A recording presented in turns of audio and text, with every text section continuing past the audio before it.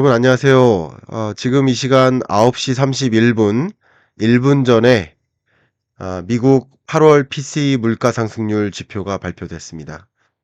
이 8월 PCE 물가 상승률 지표가 어떤 의미를 내포하고 있고 결과적으로 그 지표는 무엇을 시그널로 던지는지, 금리 결정에 대해서 어떤 시그널을 던지는지 지금부터 여러분께 분석해 드릴 수 있도록 하겠습니다. 바로 가겠습니다.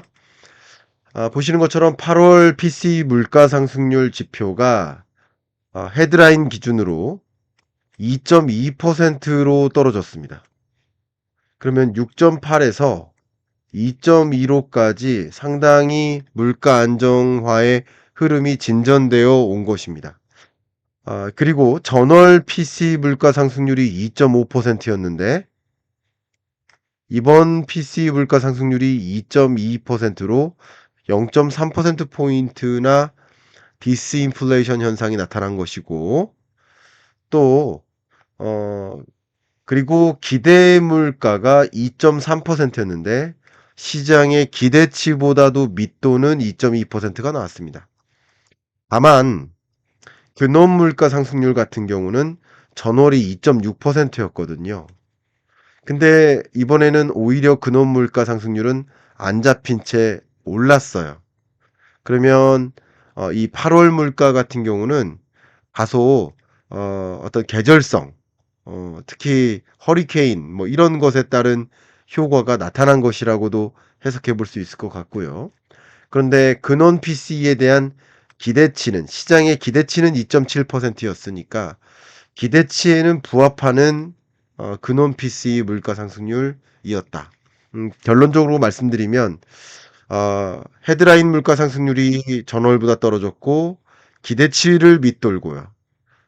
또 근원 물가 PC 상승률 같은 경우도 기대에 부합하고요. 그러니까 세 가지는 긍정적인 거예요. 물가 안정화의 흐름에 긍정적인 거예요. 다만 근원 PC 물가 상승률이 추세적으로 전월보다는 안 떨어지는 흐름이라고 판단할 수 있기 때문에 이 부분에 대해서는 뭐 다소 부정적인 면도 있습니다. 그러나 이것을 추세적으로 고려한다면 어쨌든 헤드라인 물가 상승률이 2.22%까지 떨어진 것은 상당한 의미 부여를 할 수 있겠다라는 말씀을 먼저 드립니다. 자, 그러면 지금부터 의견을 좀 드려보겠는데요. 오늘 제가 경익남과 토론합시다를 촬영했고요. 그중에 저랑 이제 비슷한 경제 분야 연구를 하고 있는 그 서강대의 허준영 교수님, 여러분 아시는 분 잘 아시겠지만 뭐 공중파 방송에는 뭐 많이 출연하시는 분이세요. 네, 이 교수님하고 저랑 비컷에 대해서 어떤 의견인지를 서로 토론하고 했었는데, 저의 의견에 대해서 공감해 주신 부분을 의견을 드린다면, 미국이 9월 18일 날 FOMC 결정에서 비컷으로 인하했었던 것은, 사실 7월 PCE 물가까지만 보고 판단한 거잖아요. 그러면 8월 PCE 물가 상승률과 9월, 10월, 11월, 12월 남은 기간 동안의 물가 상승률의 흐름을 나름 전망하고 금리를 결정한 거 아니겠습니까?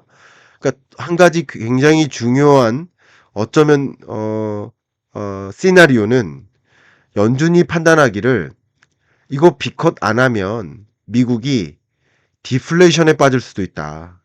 물가 상승률이 떨어지는 그 속도가 굉장히 빠르기 때문에 금리를 B컷으로 안 하면 오히려 디플레이션 상황까지도 올 수 있다.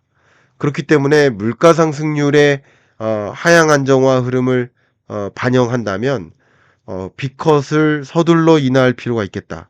그러니까 연준의 목표는 2% 목표 물가를 유지하는 데 있는데 2%를 웃돌아도 안 되겠지만 밑돌지도 않도록 해야 되거든요. 근데 지금의 5.5%는 너무 제약적이야. 그래서 밑돌게 만들어서 디플레이션으로 빠지게 만들 수 있어. 마치 중국 경제가 고민하는 디플레이션 취약성. 일본이 30년 동안 경험한 잃어버린 30년. 그런 것처럼 디플레이션 상황에 정말 놓이면 약도 없다고 할 수 있겠거든요. 연준의 빅컷을 하지 않으면 결국 디플레이션 상황까지 놓일 수도 있겠다라는 판단하에 빅컷을 한 것이다라고 저는 해석을 했었는데 그 영상이 다음 주 정도에 아마 여러분 보실 수 있겠는데 다시 보시면 어쨌든 헤드라인 물가만을 가지고 본다면 8월 물가 오늘 발표된 게 8월 물가예요. 9월 물가는 지금 받아든 게 아니에요. 근데 예를 들면 9월 물가가 10월 말에 발표될 텐데 그 9월 물가는 미국 빅컷의 영향을 반영하지 못한 채 나타나는 물가예요. 왜냐하면 3개월 정도 후에나 물가에 영향을 미쳐요. 2-3개월 정도. 그러니까 10월에 발표되는 9월 물가, 11월에 발표되는 10월 물가는 어쩌면 이 헤드라인 물가 상승률 2.2%가 아닌 2.0이나 2.1, 1.9, 1.8로 내려가 있을 수도 있는 거예요. 그걸 우려했기 때문에 금리를 B컷으로 인하한 것이다라고 생각할 수 있고 그렇게 B컷을 내렸다면 통화 정책의 메커니즘에 정확히 부합하는 것이다. 이렇게 또 말씀을 드릴 수 있겠습니다. 그렇게 연준은 디플레이션을 우려한 것이 아니었나라는 추론도 한번 해볼 수 있겠습니다. 그러면 지금부터 총체적으로 물가 상황을 한번 진단해 보는 시간을 갖도록 하겠습니다. 기존에 발표됐던 물가 지표 중에 근원 PC 말고 근원 CPI 같은 경우도 잘 안 떨어지고 3.2로 머물렀었거든요. 근데 CPI, 헤드라인 CPI만 굉장히 큰 폭으로 떨어졌었거든요. 이때 제가 분석해 드릴 때 뭐라고 했냐면 PCE 물가도 큰 폭으로 하향 안정화 되겠구나라고 했죠. 근데 근원 PCE는 조정되지 않은 것처럼 횡보할 수도 있겠구나라고 의견을 드렸었죠. 바로 그런 겁니다. 그런 흐름은 CPI로 봐도 유사하고요. 또 향후 물가를 보면 PPI, 생산자 물가 상승률이 어쨌든 지금 1.7%예요. 8월 생산자 물가가. 그러면 9월 CPI나 10월 CPI 혹은 9월, 10월 PC 물가가 10월, 11월에 발표될 텐데 그 데이터들은 2%를 밑돌 가능성도 있는 거예요. 그래서 B컷을 했다라고 판단하는 게 더 명확하지 않을까 하는 생각을 해봅니다. 또 실제 기대 인플레이션율도 1년 기대나 2년 기대 각각이 2.2%로까지 떨어졌거든요. 이 정도로 떨어졌으니 굳이 물가 안정 목표는 다 이룬 수순이라고 판단해 본다면 제약적인 금리 5.5%를 유지할 필요가 있었겠나 하는 생각을 하고 있었다라고 생각해 볼 수 있겠습니다. 어, 그래서 제가 지금부터 말씀드리면 나머지 분석도 해야 돼요. 나머지 분석. 그러면 정말 경기 상황은 어떨까? 고용 상황은 어떨까? 정말 악화되고 있는 것일까? 아마 제 영상들을 그동안 꾸준히 보신 분들은 느끼셨겠지만 심각한 경기 침체가 오는 것이 아니다. 심각한 경기 침체 상황으로 가는 게 아니다. 마일드한 소프트 랜딩에 가까운 경기 침체다. 마일드한 경기 침체다라는 것을 강조해 드려 왔는데 그래서 제가 통화 정책 메커니즘을 다시 한번 소개해 드리고자 합니다. 말씀드려 보겠습니다. 통화 정책의 메커니즘을 판단할 때는 여러분이 필립스 곡선을 꼭 기억해 주시면 좋겠어요. 필립스 곡선을 기억한다면 보시는 것처럼 물가 상승률과 실업률 간의 관계가 어때요? 이렇게 네거티브, 음의 상관관계를 가져요. 다시 말하면 물가 상승률을 이 정도에서 이 정도로 물가 상승률을 내리려면 물가를 안정화하려면 실업률이 이 지점에서 이 지점으로 올라간다라는 것을 보여주는 게 필립스 곡선이에요. 그러니까 이 필립스 곡선처럼 결국 통화 정책의 메커니즘은 물가 안정을 위해 금리 인상을 하고 결국 실업률 면에서는 좀 손해 봐야 돼요. 두 마리 토끼처럼. 물가 안정을 위해 노력하다 보면 실업률이라는 것은 어쩔 수 없이 놓칠 가능성도 있는 거예요. 그래서 제가 통화 정책의 메커니즘으로서 계속 안내해 드린 거, 내일 제가 여러분과 오프라인에서 만나 뵙고 우리 어, 오프라인 북콘서트 진행하지만 그때도 이런 말씀을 드릴 거예요. 제가 프롤로그에도 쓴 이 문장, 정말 중요한 문장.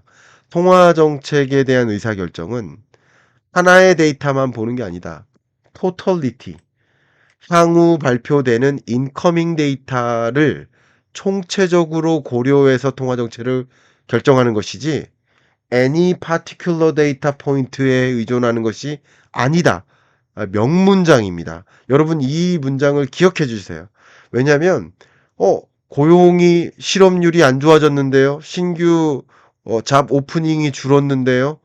그런다고 금리를 B컷으로 하는 게 아니라 물가 안정 여부와 고용 안정 여부와 경기 지표와 소매 판매와 수출과 수출입 말고 뭐 외환 상황과 이런 것들을 고루고려해서 금리를 결정하는 것이다라는 것. 이게 통화 정책의 통상적인 메커니즘이다라고 간략하게 설명드릴게요. 그러면 물가 안정 상황은 상당히 진전되어 오고 있어요. 그러면 그런 와중에 경기는 다소 둔화되거나 침체되는 현상이 있을 수 있는 거예요. 다만 그게 감내할 만큼의 어쩌면 이 정도면 괜찮아. 수용할 만큼의 경기 침체인지 아니면 이거 뭐 괜찮은 정도인지 아니면 심각한 경기 침체인지를 봐야 됩니다. 자, 살펴보겠습니다. 어제 2분기 GDP가 발표됐습니다. 근데 그 값도 3.0이었습니다. 그러니까 2분기 GDP가 속보치, 잠정치, 확정치가 발표돼요. 근데 속보치가 2.8이었다가 잠정치가 3.0%로 상향 조정됐는데 이게 뭐 제가 여러 방송에서 말씀드렸지만 아무리 떨어져도 2.8 밑으로 떨어지긴 어렵다라는 식으로 의견을 드렸는데 어제 발표된 확정치가 3.0입니다.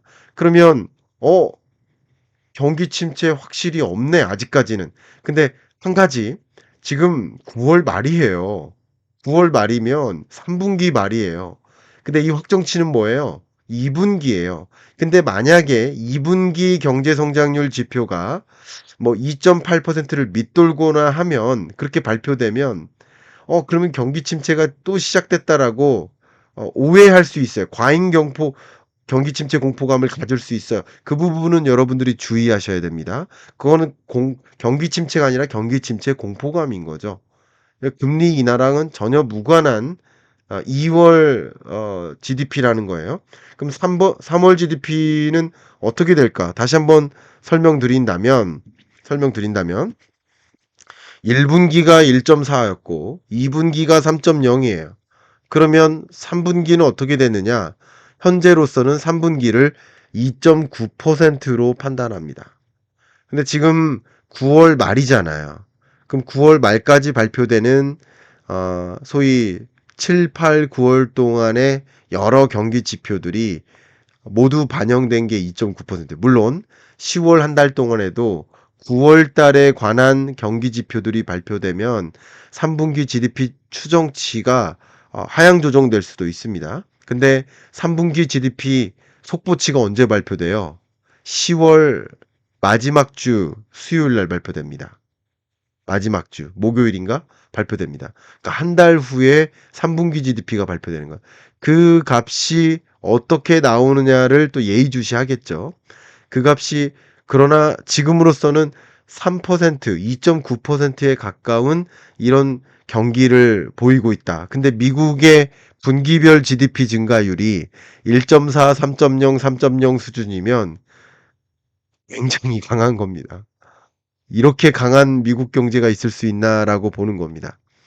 그러니까 결국은 경기 침체가 진전됐기 때문에 이미 신호가 나타났기 때문에 B컷을 한 건 아니다.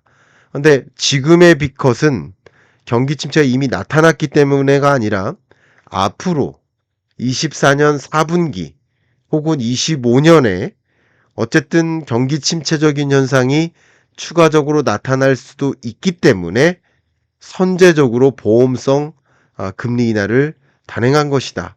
왜? 물가 안정 목표는 이뤘으니 굳이 경기도 추가적으로 악화되는 것을 놔둘 필요가 있나요? 5.0%라는 기준금리만으로도 충분히 물가 안정을 유도할 수 있는 거거든요. 이해가시죠?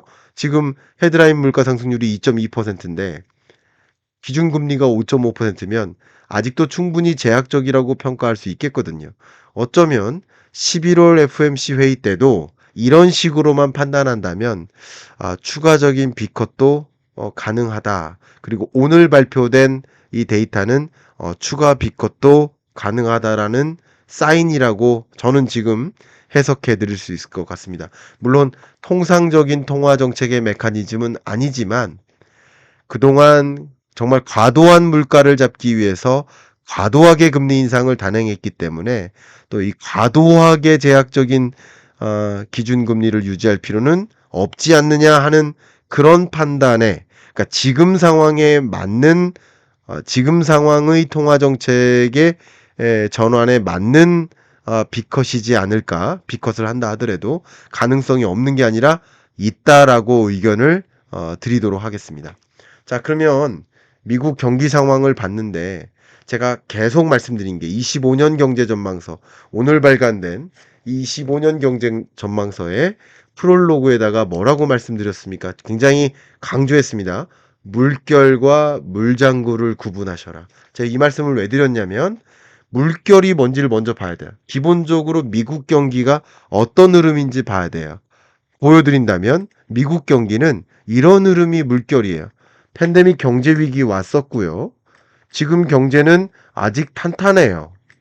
근데 25년 정도가 되면 잠재 성장률을 소폭 밑도는 1.9%의 마일드한 경기 침체 혹은 경기 둔화 현상이 나타나긴 시작할 겁니다. 이걸 연착륙, 소프트 랜딩이라고 볼 수 있겠습니다. 그런데 24년 3분기까지는 경기 침체 아니었던 거예요. 지금도 아니고요. 그러나 3분기 말 끝자락 4분기에는 경기가 다소 둔화되는 현상이 일어날 수 있다. 이 말씀을 먼저 드릴게요. 그러니까 기본적인 여러분께 드리는 물결은 뭐예요? 거스를 수 없는 변화는 뭐예요? 아마도 마일드한 경기 침체나 연착륙으로 가겠구나. 소폭 경기가 둔화되는 일은 있을 수 있겠구나. 그러나 물장구는 뭐예요? 어떤 GDP 발표가 나올 때마다, 물가 지표가 나올 때마다, 고용 지표가 발표될 때마다, 그 밖에 경기와 관련된 여러 뭐 제조업 지표라든가 이런 지표들이 나올 때마다 과도하게 공포감을 조성할 수 있어요. 그런 부분이 4분기에 있을 수 있습니다. 왜? 금리 인하, 9월 금리 인하의 효과는 언제 나타나니까? 12월에 나타나니까.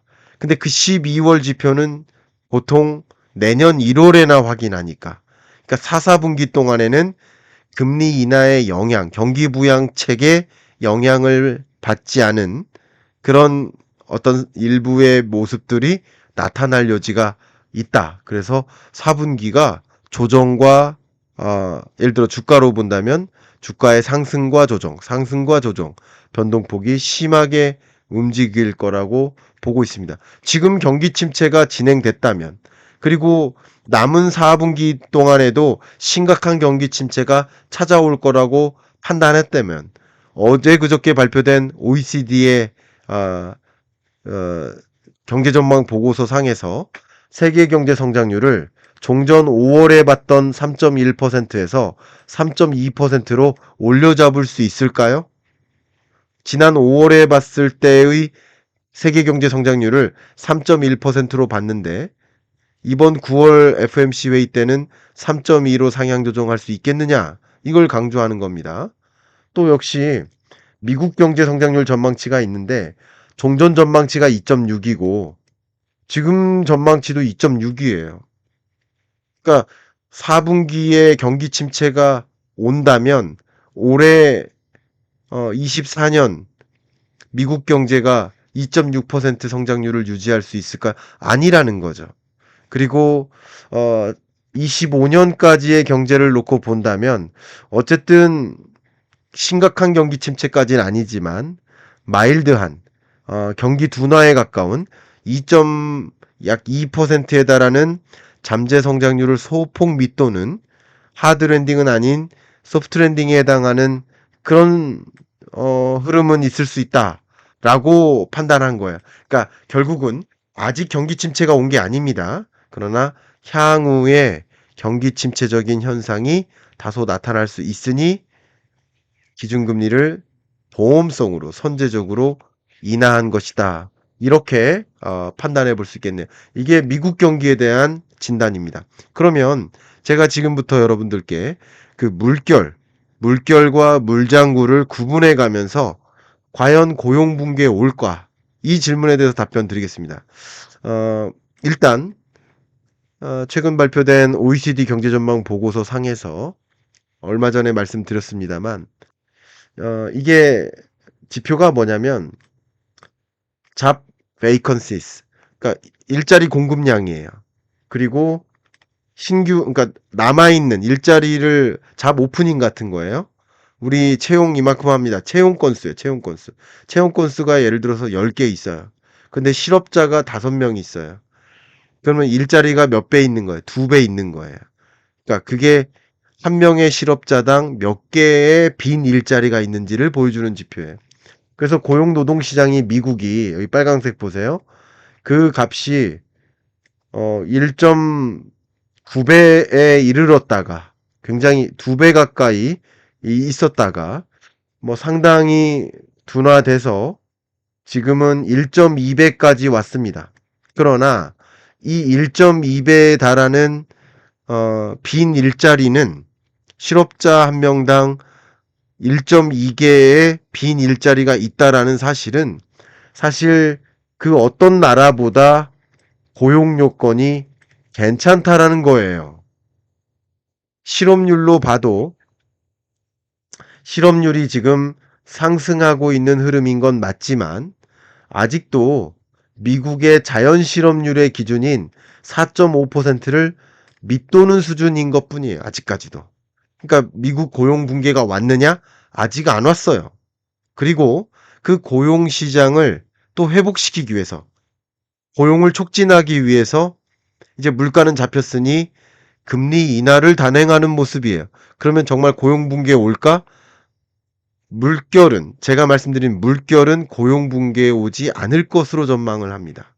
그런데 다만 이렇게 말씀드리겠습니다.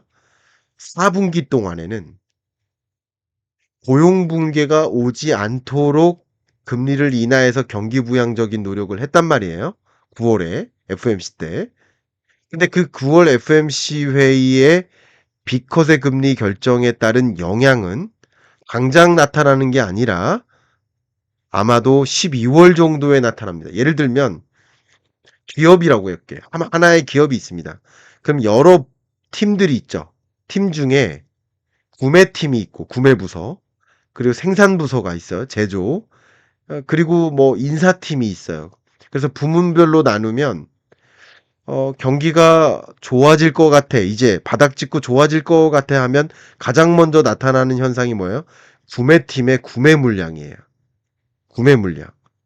예를 들어서 우리 빵 많이 만들어야 될 것 같아. 빵 많이 팔릴 것 같아. 그러니까 뭐 해요? 밀가루를 적극적으로 조달하죠. 구매팀이 먼저 움직여요. 근데 그다음 생산 물량이 그다음 움직이고, 근데 마지막에 움직이는 게 우리 생산 많이 하려면 인력이 더 필요할 것 같아. 그 인력 충원 계획 세워. 그리고 채용 공고 내. 실제 인력을 채용시켜. 그러면 결국 실업률이 줄어드는 그 구간은 기업 경영 관점에서 굉장히 뒤늦게 나타나는 경기 후행 변수다라는 것을 말씀드렸고, 경기 후행 변수가 역시 발표되는 시점도 한 달 뒤예요. 그렇죠. 그러면 말씀드린 대로 4, 4분기에 심상치 않은 일이 나타날 수 있다라고 제가 의견을 드리고 있는데, 그 심상치 않은 일은 4, 4분기에는 어쨌든 실업률이 올라갈 수 있어요. 언제까지? 25년 1분기까지는 올라갈 여지가 있습니다. 이게 분기당 평균 실업률이니까 4.5%를 초과하는 실업률이 발표될 수도 있습니다. 4, 4분기 때. 그러면 이 4, 4분기 때 중요한 얘기입니다. 4, 4분기 때 물결은 아니지만 물장구와 같은 어, 와, 경기 침체 이제 진짜 시작되네라고 해석하는 일들이 일어날 수도 있습니다. 언제죠? 고용 지표가 발표될 때. 그래서 관심이 24년 상반기까지는 물가에 관심이 있었다가 이제 하반기부터는 고용에 관심이 있어진다. 그 고용 발표 앞에 좀 긴장하는 모습도 주식시장에 나타날 여지가 있다. 이렇게 말씀을 드리겠습니다. 그러면 향후 통화정책 기조를 여러분께 정리해서 말씀드려야 되는데 페드의 경제 전망과 통화정책 기조를 잠깐 비교해 보겠습니다. 보시면요. 실업률이 24년 연간 실업률이 4.4%일 수 있다라고 전망했어요. 그러면 보세요. 중요한 얘기입니다. 24년 연내 4.4%를 초과한 실업률은 없었어요. 없었죠. 그러면 이 9월 실업률은 10월 첫째 주에 발표돼요. 그죠? 그러면 남은 4, 4분기 동안 세 번의 실업률이 발표돼요. 10월, 11월, 12월. 세 번의 실업률이 발표돼요. 그리고 12월 실업률은 1월에 발표될 텐데 그 발표되는 남은 네 번의 고용지표 발표 동안에는 그 실업률이 4.4%를 넘을 것이라는 연준의 추정이겠죠. 맞아요? 연간 실업률이 4.4%니까 아직 4.3%가 안 됐단 말이에요. 그러면 남은 이 4, 4분기 동안 발표되는 실업률은 4.4%를 넘을 가능성이 있다는 거죠. 연준의 추정은. 그래서 연간 연준의 실업률이 4.4%라고 한 거예요. 그러면 역시 4, 3분기 동안에는 실업률 발표가 좀 긴장되게 고용이 붕괴되나 하는 생각을 갖게 만들 4.5%를 상회할 실업률이 발표될 수 있다는 거예요. 그때 여러분 그게 실제 경기 침체가 아니다. 실제 경기 침체가 아니라 경기 침체 과잉 공포감이 조성된다. 라고 미리 해석하시면 좋겠습니다. 왜냐하면 그럴 때마다 주가가 조정되는 일종의 8월 5일 수준만큼의 블랙 먼데이는 아니겠지만 그런 수준의 그런 비슷한 블랙 먼데이적 현상들은 나타날 수 있어요. 그걸 구분하셔라고요. 제가 25년 경제 전망서를 내면서 여러분께 가장 강하게 드리고 싶은 얘기가 자라와 소뚜껑을 구분하라. 물결과 물장구를 구분하라. 이겁니다. 이거 구분하셔야 됩니다. 아마 지금 이야기를 제대로 들으신 분은 구분하는데 어느 정도 참조가 되시지 않았을까 그런 생각을 의견을 드립니다. 그러면 지금쯤 비컷에 대한 기대가 더 커졌을 거라고 생각하는데 일단 PC 발표 전 비컷 금리 인하 기대감은 51%였어요. 근데 지금 페드워치를 제가 업데이트를 하고 있습니다. 네. 54%로 올라갔네요. 그죠? 54%로 올라갔어요. 그러니까 비컷 기대감이 51%였다가 54%로 올라갔습니다. 그러니까 아마도 베이비컷보다 비컷 가능성이 높을 거야라고 시장에서는 더 우세하게 판단하고 있다라는 이야기가 되겠죠. 실제 시장은 비컷하고 그죠? 이 값이 좀 올라간 거예요. 11월 비컷 한 번 더 하고 묻고 더블로 가자라는 식으로 또 그리고 남은 12월에 베이비 컷을 한 번 더 하지 않을까 지금 이렇게 그림 그리고 있어요. 그리고 심지어 25년 6월에 중립금리에 해당되는 3에서 3.25%까지 도달될 거라고 생각하고 있는 거예요.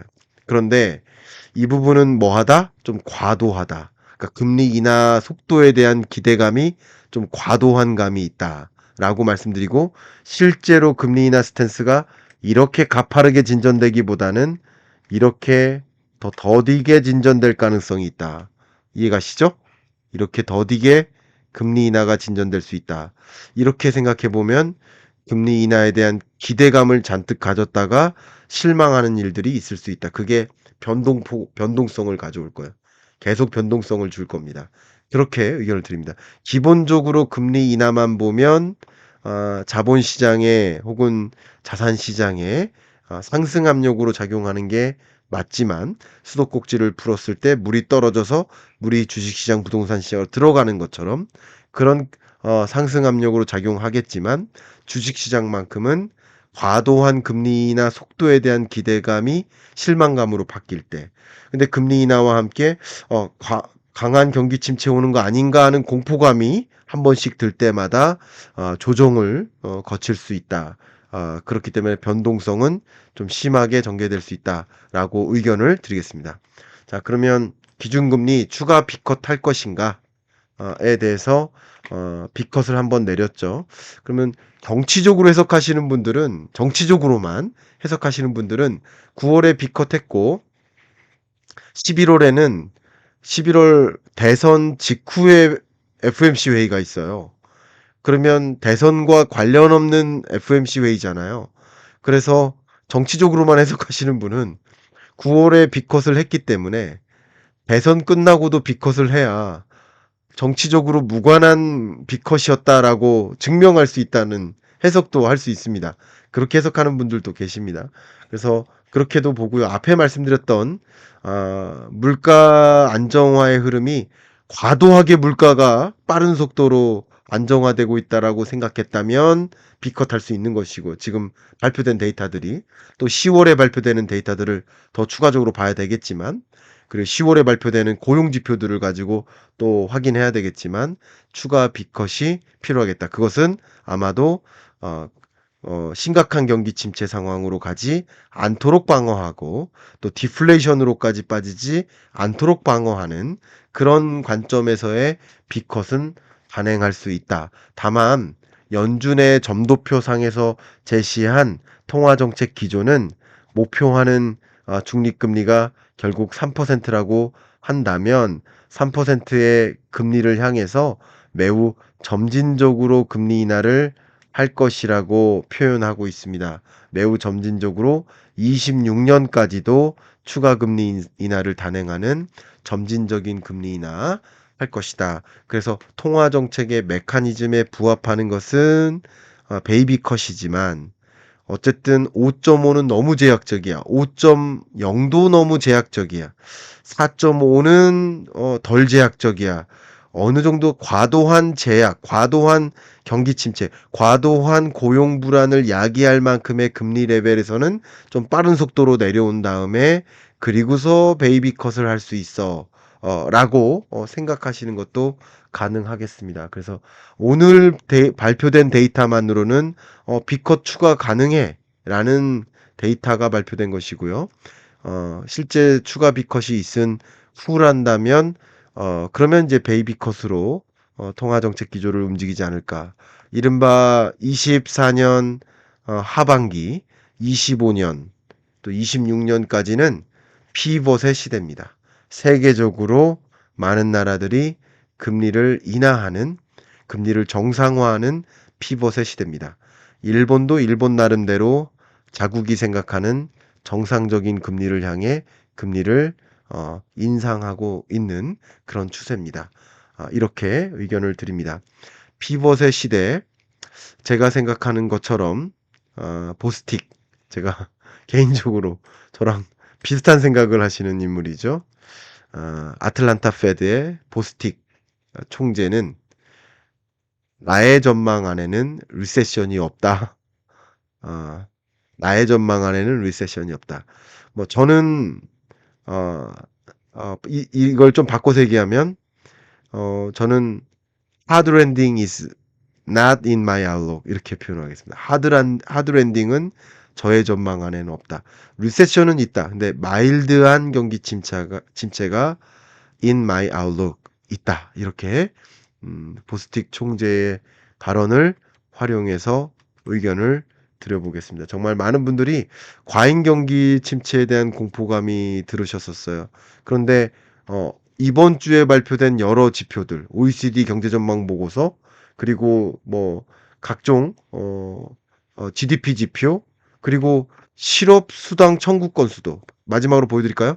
실업수당 청구 건수도 주마다 발표되는 실업수당 청구 건수도 줄어들었어요. 그러면 8월 한 달 동안의 실업수당 청구 건수가 7월 한 달 동안의 실업수당 청구 건수보다 줄었기 때문에 실업률이 소위 4.3에서 4.2로 떨어졌다라고 본다면 이제 9월 한 달 동안에 발표되는 어, 이 실업수당 청구 건수는 8월보다 더 줄어서 실업률이 더 떨어질 가능성이 생겼습니다. 그러니까 실업수당 청구 건수의 추세가 7월까지 나름 정점을 찍고 7월 이후에 하향 안정화되는 추세가 또 나타났어요. 이런 여러 가지 지표들을 보면 물결들이 혼란을 주죠. 경기 침체야? 하는 혼란. 또 경기 침체 아니네? 하는 혼란. 근데 여러분 혼란 갖지 마시고 물결을 먼저 장착하셔라. 기본적으로 세계 경제가, 미국 경제가 어떤 흐름으로 전개될 것인지를 가정하시는 데는 이렇게 물장구 볼 때마다 흔들리지 마시고, 이렇게 기본적인 경제의 흐름을, 기조를, 경기 판단을, 여러분, 머릿속에, 마음속에, 기억하신다면 도움이 되지 않을까 의견 드립니다. 그래서 의견 드린다면 남은 FMC 회의가 두 번 있어요. 7월 FMC 회의 때는 10월에 발표되는 인커밍 데이터, 추가적으로 발표되는 데이터에 따라서 데이터 디펜던트하게 결정할 것이라고 보고 그 데이터가 비컷의 신호를 추가적으로 준다면 11월 비컷 충분히 또 가능해진 게 아닌가라는 것을 의견을 드립니다. 또 12월에 있는 금리 인하도 가능해진 게 아닌가. 상당히 지금의 금리는 이제 상당히 제약적이다라고 판단을 바꿀 수 있는 상황이라고 이 데이터들을 보면 해석해 볼 수 있을 것 같고 그런 의미에서 우리 한국은행의 금리 결정은 남은 두 번 동안에 한 번은 확실히 금리 인하를 단행할 가능성이 있다. B컷은 아니고요. 베이비 컷일 텐데 지금으로서는 여러 가지 데이터가 10월 금리 인하 가능성이 높아졌다라고 볼 수 있고 10월 금리 인하는 결과적으로 추가적인 자본시장이나 자산시장의 변화를 줄 것이라고 판단합니다. 지금까지 분석해 드렸던 것처럼 제가 물결과 물장구를 구분하십사 하는 의견에서 2025년 경제전망서 이번에는 제목을 피벗의 시대 2025년 경제전망 서로 준비를 했죠. 오늘부터 서점에 이렇게 배포되기 시작했는데 온라인으로 주문하시는 분은 오늘부터 여러분들이 이 책을 받아보신 분들이 계실 텐데 한 분 한 분 책을 통해 25년 경제를 먼저 좀 가늠해 보시고 굉장히 든든한 한식을 푸짐하게 정식을 드신 것 같은 기분을 느끼시고 25년을 시작하시면 어떨까 의견을 드리면서 이만 녹화를 마무리하겠습니다. 감사합니다.